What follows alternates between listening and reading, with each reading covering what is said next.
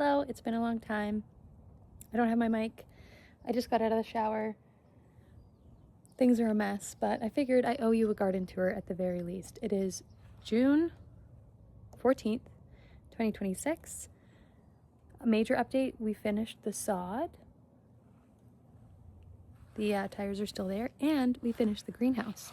So we may as well start there at the greenhouse.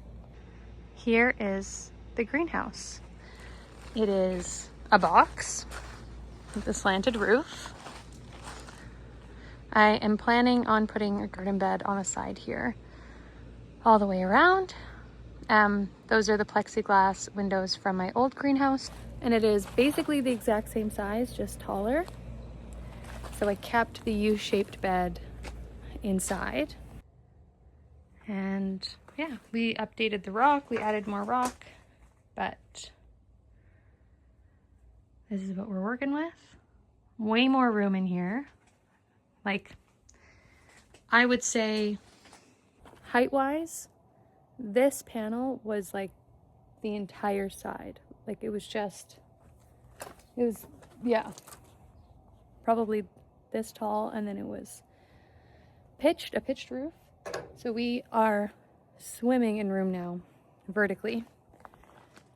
And it just feels a lot bigger even though the footprint is the exact same. So eventually I'd like to put some shelves up in here so that I can grow things, but then also just so that it has a little bit more utility to store like my pots and things over the winter. In here right now, we are doing tomatoes again, except for I'm not doing indeterminate tomatoes inside a greenhouse. That was a mistake last year. I had to prune them so hard they barely fruited at all. So these Romas are in here. These Romas are determinate. And I have 1, 2, 3, 4, 5, 6, 7, 8, 9 plants in here. That's it. And I'm hoping that they just produce a lot of fruit. And then I can actually can up some stuff this year. My fingers are crossed, but I do have a backup plan.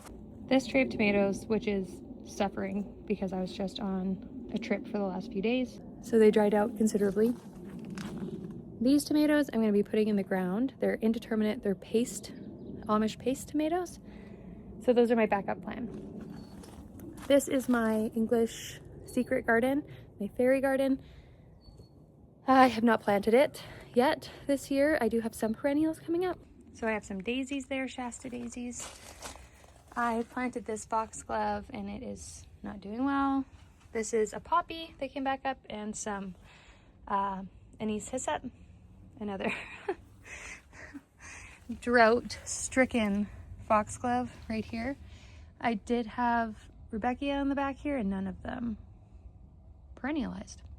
And actually none of my Rudbeckia perennialized. So I'm wondering if I just bought annual Rudbeckia last year, my seed, and I planted them. So yeah. So back here,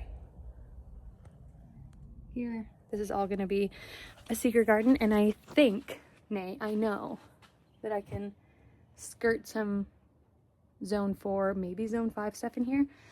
Other than the fact that it's very dry, because it's like shielded from the north is that way. It doesn't really get any rain. But this is my dryer vent, so it's very warm here, very temperate. So I think that I could maybe do like an elderberry or something here. Along here, like I said, nothing. We did add rock almost all the way up. We ran out. We have a pile of wood there that we need to move to where our campfire is going to be, but that area is a work in progress, so we're just leaving it there. But yeah, ideally I'd like all of this to be garden surrounding the greenhouse. And also I'd like to add some stepping stones, and then I think I'm going to do a bistro set here. I was thinking of maybe doing a tree there because this is so sloped, it won't really affect the sun too much, and it's west facing, so all the hot sun is going to come this way, and it's up on a hill. So yeah, it gets a lot of sun during the day. So I don't think a tree there would really affect it too much, but maybe I'm wrong. Another important addition, retractable hose. My hose maintenance is looking much better than typical. That thing's dead. So these are my 2 raised beds, which I had last year. I've got onions, garlic, beans in this one, broccoli and carrots. And then this, we were gonna build 2 more this year, but I was like, you know what, Jimmy, let's just leave it. Save us some work after sodding, after putting all the gravel in, because I want to still do the campfire. I was like, I'm just gonna plant into the ground. I'm just gonna row it up. So that's what I've been doing. So I put all of my peppers in the front row. I've got my jalapenos here. They are too close together, but whatever. Jalapenos, 1 Hungarian wax, cayennes, which are already fruiting. See that, Mom? You see that, Mom? And then 3 bell peppers. They are, I'm weaving them together because it's so windy coming off of the mountains over there. See those guys? They cause a problem. Windy. So some of them are wind whipped, some of them look worse for wear, but some of them look good. And yeah, my cantaloupe keep dying from the wind. I was hoping that the peppers would shield them, but they haven't grown any higher since I planted them out, probably because of the wind, and it's been quite cold. So yeah, I've had 2 of my cantaloupes that I've moved to this area die. One of them's not officially dead. One of them is officially dead. The other one's struggling, and the other one looks okay. This one is struggling. Like I said, I was away, and so it did dry out a little bit. So I'm gonna give it another soak tonight. But it just, I don't know, isn't looking great. And this one is still looking okay. These are worse for wear. But these ones at the end still look good, so we'll see. I have zucchini in this little mound and cucumber there. And I have beets here, peas here, and then I'm gonna do something else and then my tomatoes at the top. Something else I think is gonna be kale. Yeah. My onions look like they've started finally bulbing. With the wind, who knows if they're gonna be okay, but whatever. Beans, wind whipped. I think my kid put a hole in this one. And my garlic are looking average. I've never grown garlic before, so they look good to me. Good for my first garlic. They're there. And then my carrots are very weedy. I obviously had to wait to see what was what when my carrots were popping up, but a lot of this is weed. That's all carrot. Obviously, these are weeds. Weeds grow so fast, carrots grow so slow. But they're looking okay. Really do need to weed this. And then my broccoli, I planted them way too close together. But they're looking okay. I need to fertilize them. I'm just getting like the tiniest little heads, broccoli heads ever. Just monsters, you know, huge, ginormous, big ones. You got mosquitoes. You got little flies everywhere. Oh, but yeah, that's my broccoli. What else? Nasturtiums in the corner.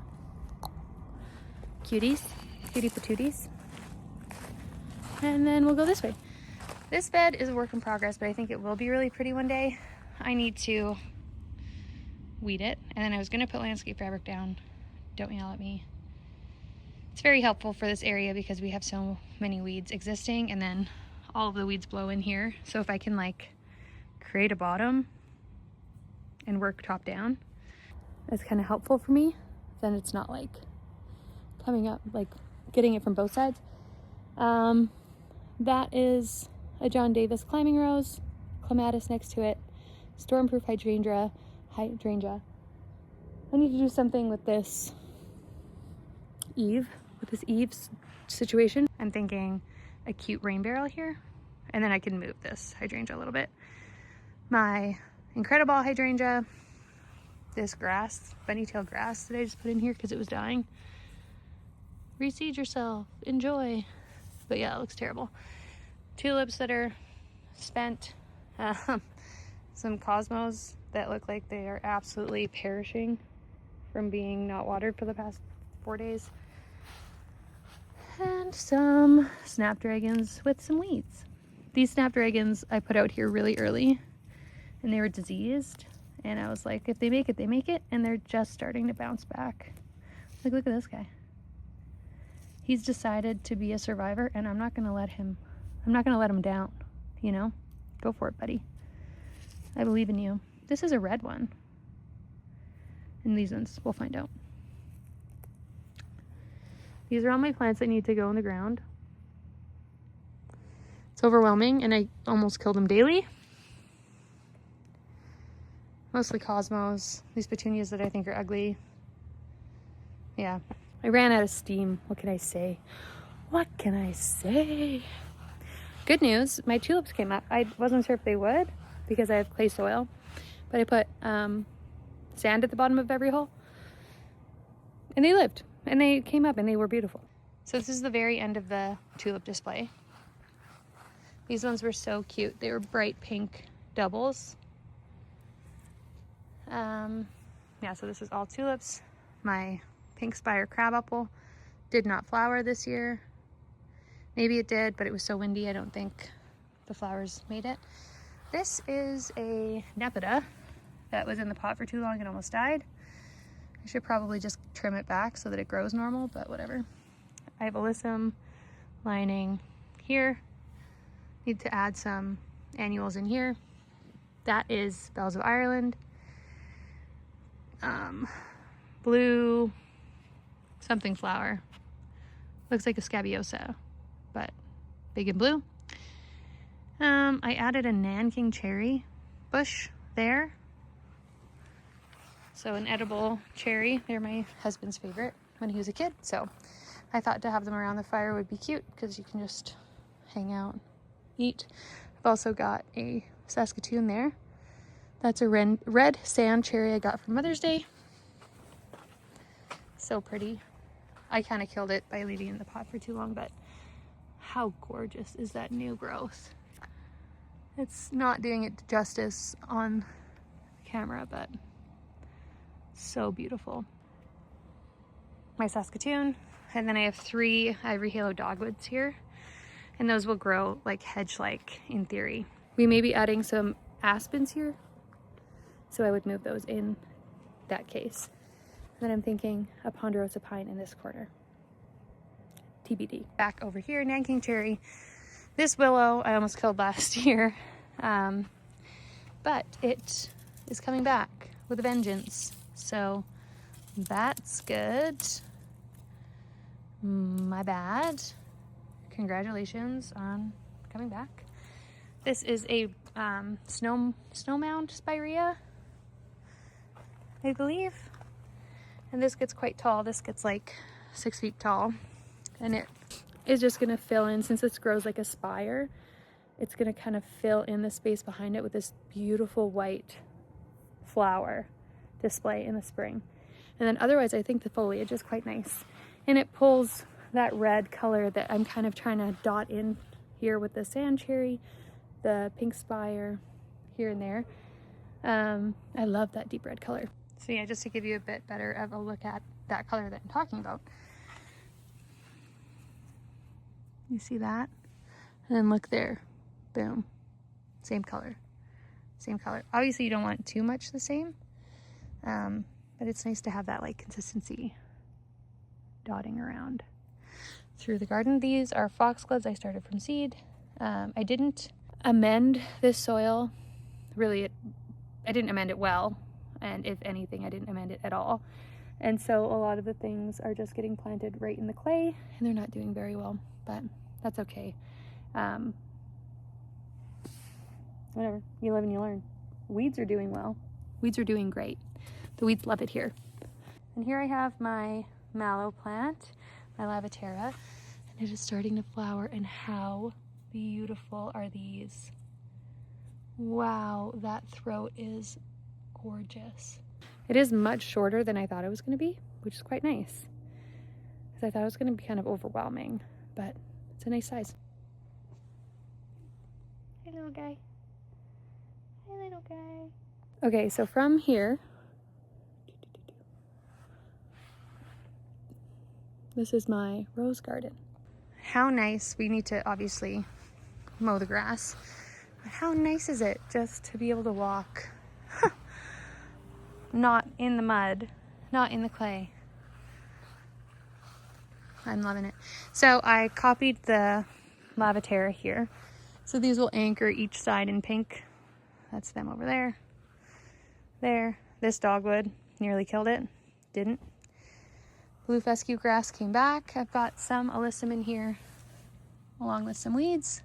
This is a very wet spot in my garden, so that's why I put a dogwood there. But I really need to add some like sand to this and more compost and stuff like that and really work with it, because a lot just isn't gonna live here. It's one of the lowest points in my yard, and my yard is obviously sloped. So then I have my delphiniums that I started from seed that I don't know if they're gonna make it. They probably will. If they live over the winter, they'll look a lot nicer next year. It's more of like an establishing situation. Some more of that blue pincushion flower. Foxgloves. So what I did with the foxgloves throughout this whole bed, I did groups of 3 and 1. And I did 3, 1, 3, 1 all throughout this bed. 3, maybe I missed 1 in here. 3, maybe I missed 1 again. 3, 1, 3, 1, 3. So that just, I think, is going to add height into it to add it, make it look quite cottagey. My tulips, again, are just finishing their season. But I'm trying to do more repeating things to make it look intentional. So we'll see if that works. Here's something that I need to fix. My nanny berry and my columbine need to be switched because these get lost and they're so pretty. I think this is such a cool flower. It looks alien. Like, what are you little alien? You little alien cutie patootie. Wow. We need to move those. And then my blueberries have survived. I need to amend my soil with soil acidifier so that they actually fruit, but 3 for 3 lived. This one I've had since we lived at the rental, and I thought it was done for this year, but look at her. Look at her now. She's not thriving, but she's alive. And then these guys. My bugleweed looks fantastic. Look at this. There's a bumble on it.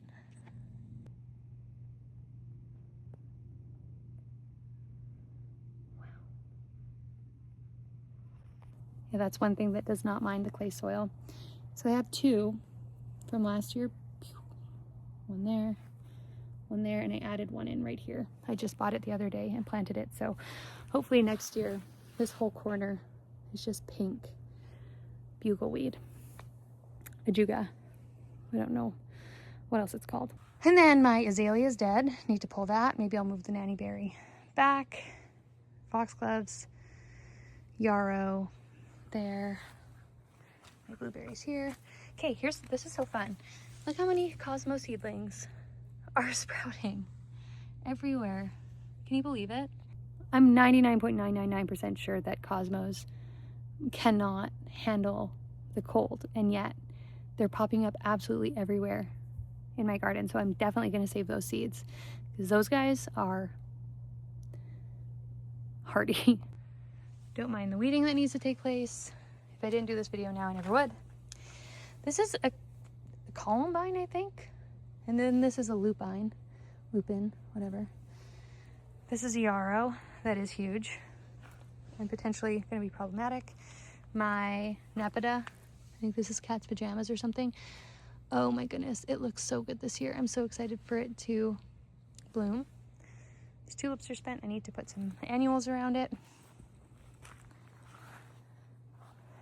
I'll go back to this. This I got from a plant sale and it was not labeled. And it's very obviously 2 different plants, but I don't know what they are. And they've never flowered, so we'll find out very shortly. Yeah. Okay, so this is the rose that I really went hard on, and it's budding up, and it's looking good. Another one of those blue lace flowers, what that's called. I finally figured it out. 3 peonies. That is a Anisacep. My clematis came back, and look at it. Using the little trellis. So proud of it. More tulips that need to be planted around. This is a pincushion flower that I love. I'm so excited that it came back. So happy. Foxgloves. I think that's a Shasta daisy. Some alyssum on the border here. Ta-da! This rose. Look at it. It looks so good. Look how big it is. I did a great job, I guess. Turns out I pruned them well. And it is just huge. And I'm so excited to see what it turns into. Some more. I thought this was yarrow, but I think it's yarrow. More yarrow there. This is the Russian sage. And then another clematis that I just bought and planted this year. Trying to get her to go up here. This is a little cutie patootie pie ski thing that my husband got for me and my daughter. This is my climbing rose. Not climbing yet, but I'm hoping that it will soon. It's getting bushy and it's alive, so I pruned it okay. I'm just hoping that it reaches for the stars. My sedum lived. I thought maybe it was dead, but it came back. My lamb's ear looks good. This is Chinese forget-me-nots that have kind of been struggling in the elements, but they're alive.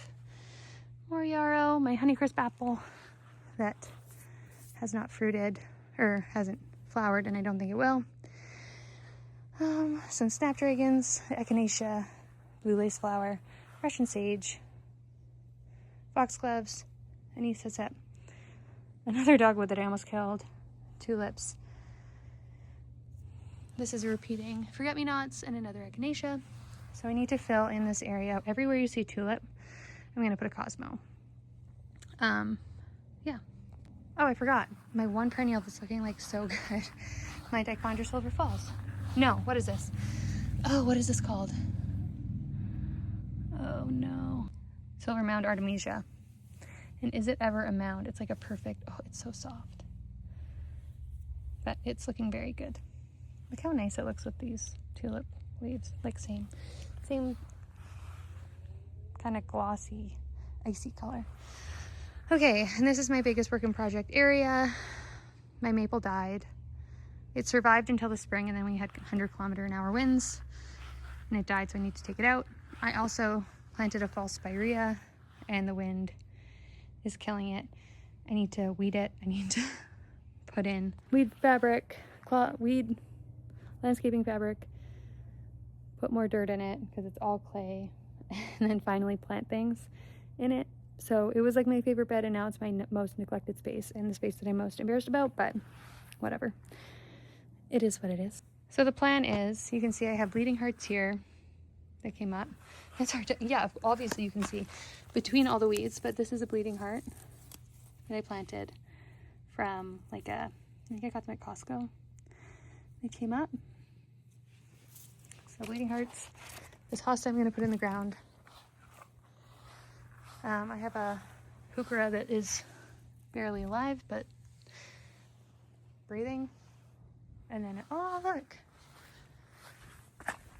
I've got a lungwort that came back. God, it is so depleted of nutrients. I need to like just put compost around everything, I think. This is so small. And then my bleeding heart. Look at these little bleeding hearts. Hello. That must have just been in the last couple days. But there they are. This bed's looking a lot better. I should put some of the bleeding hearts on this side too. But I have my chives. I have some alyssum. I just noticed that my hosta lived. I was like convinced it was dead, but it's popping up, and I planted it like this alyssum like on top of it, so I'll have to move that. Rose glow Japanese barberry. Yarrow. Chinese forget-me-nots, which are blooming and look so cute. I love that color, especially with like the red. Another heuchera, and then this cherry survived. It is a brand new cherry tree developed by the University of Saskatchewan. It is self-pollinating, self-fertile. The mosquitoes just got really bad, so they won't stay out long. But it's rated zone 4, zone 3, and 50% of them died in a winter in Saskatchewan where it got to minus 40. And it got really cold this winter. And this is on the north side of my house. And like I said, the soil is really bad. And it lived, and it flowered. So I'm pretty proud of that thing, and I'm really excited to keep it alive. So I'm thinking maybe a small crabapple or a small cherry tree on the other side, and then for my Japanese, instead of like having a maple, because they don't live, I could do like cherry blossoms in this area for the Japanese idea with hostas and things like that. It's obviously not in the sunniest location, but like I said, my yard is west facing, so it gets a lot of, and it's on a slope, so it gets a lot of good sun in the evening. It just also gets a lot of wind. So yeah, anyway, that's, oh, my finger's in there. That's my, we need to put a shed here, and all that's gonna go in the shed. I'm gonna find a better spot to finish this video so you don't have to look at that. That's a much nicer view. Okay, that's my garden. That's everything. Sorry it's been so long. I've been really busy with work. I am landscape designing, so every day is plants and designing people's backyards, which is so fun, but it doesn't leave me a lot of time to do this kind of stuff. Well, I get to do it, I just don't have enough time then to also talk about it filming, but I think I'll find some more time now as the summer gets going, because I want to have these videos to look back on too, so I can see how things grow. And the mosquitoes are in my ear and I'm so itchy. So that's it. Enjoy the sunset. Bye.